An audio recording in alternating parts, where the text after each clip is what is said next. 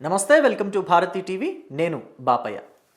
PSR Anjaneyulu IPS, Sanjay IPS, Vishal Gunni IPS, Kanthi Rana Tata IPS, Sunil Kumar IPS. ఈ పేర్ల వెనక ఐపీఎస్ అనే 3 అక్షరాలు తెచ్చుకోవడానికి వాళ్ళ కష్టం ఒకరోజు 2 రోజులది అయితే కాదు. చాలా కష్టపడి చదివి ఆ పరీక్షల్లో పాస్ అయితే కానీ, కాంపిటేటివ్ ఎగ్జామ్స్లో పాస్ అయితే కానీ ఈ ఐపీఎస్ అనే 3 అక్షరాలు వాళ్ళ పేరు తర్వాత రాలేదు. కానీ వాళ్ళు మాత్రం వాళ్ళ బిహేవియర్ తోటి, అంటే వాళ్ళు ఏ ప్రభుత్వం కింద అయితే పనిచేశారో ఆ ప్రభుత్వం కింద వాళ్ళు చెప్పిన పనులన్నీ కూడా అన్నిటికీ తలాడించేసి, వాళ్ళు చెప్పిన పనులన్నిటికీ కూడా ఆలోచనారాహిత్యంగా ముందుకు వెళ్ళిపోయి పనులు చేయటం వల్ల వాళ్ళు ఇప్పుడు కొంతమంది జైల్లో ఉన్నారు, కొంతమంది బెయిల్లో ఉన్నారు, కొంతమంది వీళ్ళంతా కూడా సస్పెన్షన్లో ఉన్నదైతే కామన్ థింగ్. మొత్తం కొంతమంది జైల్లో ఉన్నారు, కొంతమంది బెయిల్లో ఉన్నారు. సో అసలు ఎందుకు అలా జరిగింది, అసలు ఫస్ట్ ఈ వీడియో ఎందుకు చేస్తున్నాను అనేది మీకు ముందుగా చెప్పాలి అంటే సందర్భం ఎందుకు వచ్చింది అంటే సంజయ్ కుమార్కి సంబంధించిన విషయంలో ఈ సందర్భం వచ్చింది. ఎందుకంటే ఆయన సస్పెన్షన్ని మరో 6 నెలలు పొడిగిస్తూ ప్రభుత్వం నిర్ణయం తీసుకుంది. పైగా ఆయన ఇప్పటికీ జైల్లోనే ఉన్నారు. అసలు ఆయన జైల్లో ఎందుకున్నారు, ఆయన మీద సస్పెన్షన్ ఎందుకు వచ్చింది అనే విషయాల్ని చెక్ చేస్తున్నప్పుడు నాకు మిగతా మంది కూడా తగిలారు. ఈ ఐపీఎస్లో మిగతా వాళ్ళందరూ కూడా, ఆ మంది మొత్తం అంతా కూడా 5గురు ఉన్నారు. ఈ 5గురు విషయాలు కూడా నాకు కండ్లపడ్డాయి, అందుకనే మీకు చెప్పాలనిపించింది. సో ప్రస్తుతం సంజయ్ కుమార్ విషయం దగ్గరికి వస్తే, ఈయన సిఐడికి సంబంధించి మాజీ చీఫ్. ఈయన ఏం చేశారు, ఎందుకు జైలుకు వెళ్ళారు అని చెప్పేసి కనుక చూస్తే, ఈయన గతంలో సిఐడి చీఫ్గా ఉన్నప్పుడు ఆయన అగ్నిమాపక శాఖకి సంబంధించి కూడా కీలక బాధ్యతలు నిర్వహించారు. ఆ టైంలో అగ్నిమాపక శాఖకి సంబంధించి కొన్ని అప్డేషన్స్, అంటే సాఫ్ట్వేర్ అప్డేషన్స్ కావచ్చు, లేకపోతే విధి నిర్వహణకి సంబంధించి కావచ్చు, వాటికి సంబంధించి వాటిల్లో అవకతవకలకి పాల్పడ్డారని, అలాగే ఎస్సీ ఎస్టీ అట్రాసిటీకి సంబంధించిన కేసులు ఏవైతే ఉంటాయో, ఆ చట్టాలు ఏవైతే ఉంటాయో వాటికి సంబంధించి అవగాహన సదస్సులు నిర్వహించే విషయంలో కూడా అవకతవకలకి పాల్పడ్డారని ఈయన మీద ప్రధానమైన ఆరోపణలు.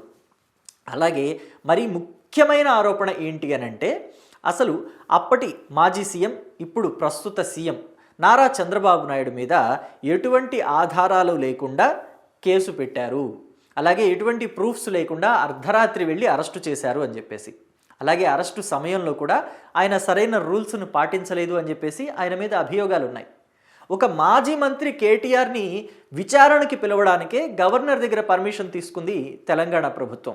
మనం ఇక్కడ చూస్తున్నాం, మొన్నటికి మొన్న జరిగింది.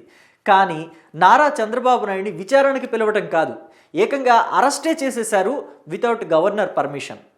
అంటే ఒక మాజీ ముఖ్యమంత్రో లేకపోతే ఒక మాజీ మంత్రో, ఆయన మీద అవినీతి ఆరోపణలు ఉన్నాయి, నిజంగానే ఉన్నాయి. కానీ ఆధారాలు ఉన్నాయా లేదా అనే విషయం పక్కన పెడితే ఆరోపణలు అయితే ఉన్నాయి. మరి ఆరోపణలు ఉన్నప్పుడు దానికి సంబంధించి ఆధారాలు ఫస్ట్ వెతకాలి కదా. ఆధారాలు చేజిక్కించుకున్న తర్వాత, ఇదిగోండి ఆ మాజీ మంత్రో లేకపోతే మాజీ ముఖ్యమంత్రో ఇలాంటి అవినీతి కార్యక్రమాలకి పాల్పడ్డారు, వీటికి సంబంధించి ఆధారాలు ఇవి, మరి ఆయన విచారణకి పిలవడానికి మీ నుంచి పర్మిషన్ కావాలని చెప్పేసి రాష్ట్ర గవర్నర్ దగ్గర నుంచి పర్మిషన్ తీసుకోవాలి.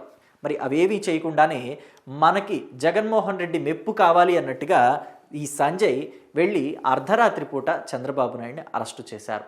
ఇది ఆయన మెడకు చుట్టుకుంది. దీంతో పాటుగా అవినీతి కార్యకలాపాలకు కూడా ఆయన పాల్పడ్డారు అని చెప్పేసి ఆయన మీద అభియోగాలు ఉన్నాయి.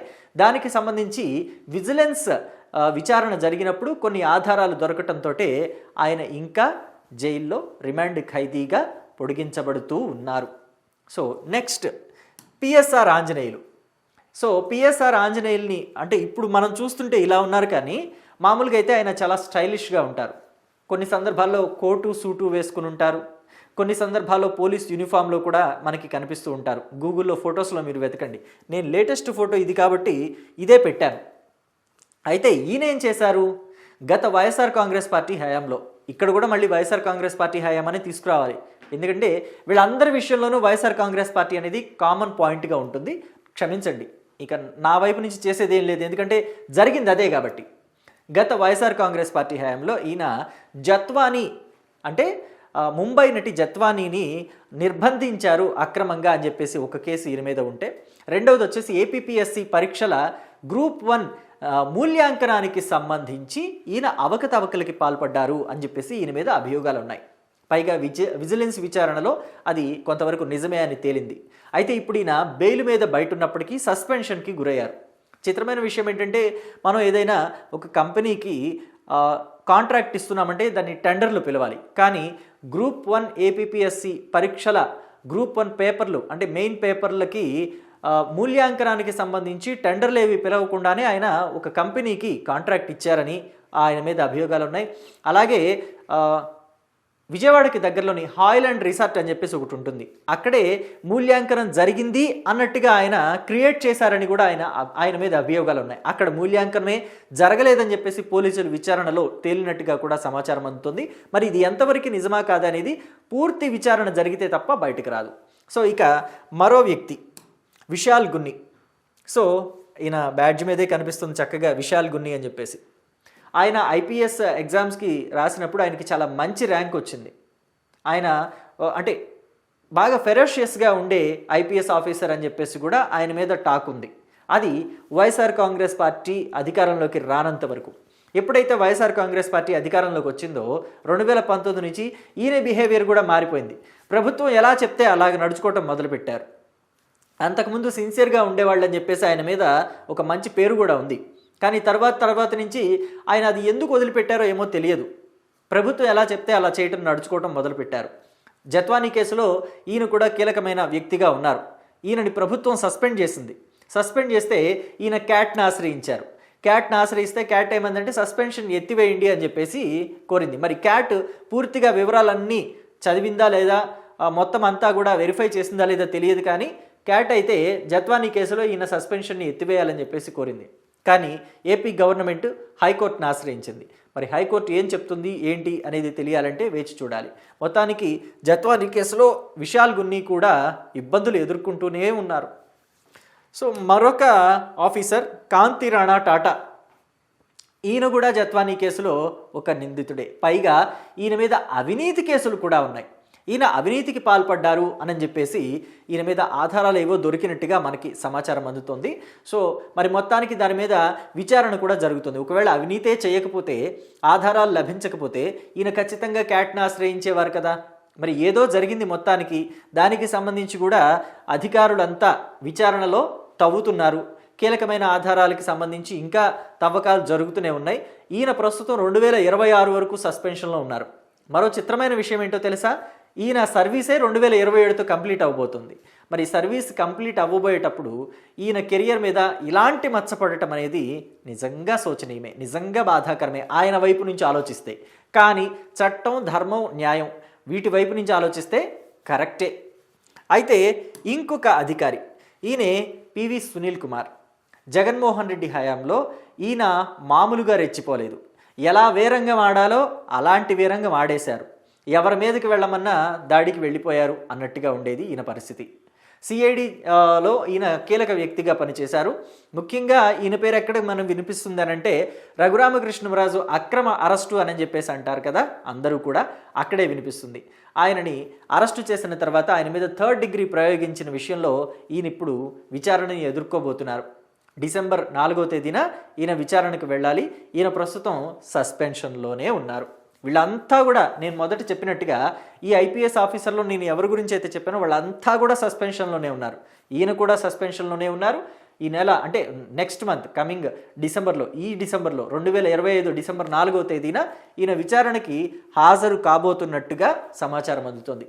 అయితే ఈ కేసులో ఈయన ఒక్కడు మాత్రమే కాదు, పోలీస్ అధికారి అప్పట్లో అంటే వైఎస్ఆర్ కాంగ్రెస్ పార్టీ అధికారంలో ఉన్నప్పుడు విజయ్ పాల్ అని చెప్పేసి అడిషనల్ ఎస్పీగా ఉన్నారు సిఐడిలో, క్రైమ్ ఇన్వెస్టిగేషన్ డిపార్ట్మెంట్లో. ఆ క్రైమ్ ఇన్వెస్టిగేషన్ డిపార్ట్మెంట్లో అడిషనల్ ఎస్పీగా ఉన్న విజయ్ పాల్ ఇప్పటికే అరెస్ట్ అయి కూడా జైల్లో ఉన్నారు. ఆయన రిటైర్ అయిపోయారు. అయితే రిటైర్ అయినప్పటికీ కూడా మరి ఏదైనా కేసులో అవినీతికి లేదా అక్రమాలకి లేదా దౌర్జన్యాలకి పాల్పడ్డారు అని తెలిస్తే, దానికి సంబంధించి ఆధారాలు ఉంటే ఖచ్చితంగా మరి అరెస్ట్ అవుతారు. దానికి సంబంధించి ప్రూఫ్స్ దొరికాయి, ఎస్ రూఢిగా వీళ్ళు తప్పు చేశారని తెలిస్తే శిక్ష కూడా అనుభవించాలి. అరెస్ట్ అంటే పోలీస్ ఆఫీసర్గా రిటైర్ అయిపోయినంత మాత్రాన వాళ్ళని వదిలిపెట్టదు చట్టం. కాబట్టి విజయ్పాల్ ఇప్పటికీ అరెస్ట్ అయి జైల్లోనే ఉన్నారు. వీళ్ళంతా కూడా సస్పెన్షన్లోనే ఉన్నారు. ఇది వ్యవహారం. పోలీస్ ఆఫీసర్లు అవ్వచ్చు, లేకపోతే ఐఏఎస్ ఆఫీసర్లు అవ్వచ్చు. అంటే వైఎస్ఆర్ కాంగ్రెస్ పార్టీలో అక్రమాలకి పాల్పడిన ఐఏఎస్ స్థాయి అధికారులు కూడా ఇబ్బందులే పడుతున్నారు. వాళ్ళు కూడా ఇప్పుడు అంటే కొంతమంది ఐఏఎస్ ఆఫీసర్లు కాకపోయినా మరి ధనుంజయ రెడ్డి లాంటి వాళ్ళు, అలాగే టీటీడీ మాజీ ఈవో ధర్మారెడ్డి వచ్చేసి ఐఏఎస్ ఆఫీసర్ కాకపోయినా ఆ స్థాయికి కొంచెం కింద ఉండే స్థాయి అధికారి. కాకపోతే ఆయన ఐఏఎస్ ఆఫీసర్ల మీదే పెత్తనం చేసే స్థాయిలో జగన్మోహన్ రెడ్డి ఆయనకి అక్కడ అవకాశం కల్పించారు టీటీడీలో ఈవోగా పెట్టి. అలాగే జవహర్ రెడ్డి, ఇక జవహర్ రెడ్డి అలాగే కృష్ణమోహన్ రెడ్డి ఐఏఎస్ ఆఫీసర్ స్థాయి వాళ్ళు ఎలాంటి అక్రమాలకి పాల్పడ్డారు, ఏం చేశారు, ఇప్పుడు ఏమయ్యారు అనేది కూడా మనం అంతా కూడా చూస్తున్నాం. మళ్ళీ వాళ్ళ బెయిల్ కూడా రద్దయి వాళ్ళు జైల్లోకి వెళ్ళినట్టుగా, అంటే జైలుకి వెళ్ళాలి అంటే లొంగిపోవాలి పోలీసులు ఎదుట అన్నట్టుగా ఆ మధ్య న్యూస్ కూడా వచ్చింది. సో కాబట్టి ఐఏఎస్ ఆఫీసర్లు అవ్వచ్చు, ఐపీఎస్ ఆఫీసర్లు అవ్వచ్చు, లేకపోతే పోలీస్ శాఖలో వాళ్ళు అవ్వచ్చు, లేకపోతే డాక్టర్లు అవ్వచ్చు, ఎవరైనా సరే ప్రభుత్వ అధికారులు ఎవరైనా సరే ప్రభుత్వం చెప్పింది కదా అని చెప్పేసి తలాడించేసి జీ హుజూర్ అన్నట్టుగా వెళ్ళిపోతే ముందుకి ఇదిగో ఇలా తర్వాతి కాలంలో సస్పెన్షన్లు, లేకపోతే జైళ్ళు, లేకపోతే ఇబ్బందులు, ఇవి తప్ప వేరే ఇంకేమీ మెడల్స్ రావు. అంటే వాళ్ళ జీవితం అంటే వాళ్ళ ఉద్యోగ జీవితంలో కూడా అదొక మచ్చలాగా మిగిలిపోతుంది. సో కాబట్టి కేర్ఫుల్గా ఉండాలి. ప్రభుత్వ ఉద్యోగం సంపాదించుకోవడమే కాదు, ప్రభుత్వ ఉద్యోగాన్ని చాలా నిబద్ధతతో నిర్వహించాలి. లేకుంటే కష్టాల పాలవటం తప్పదు.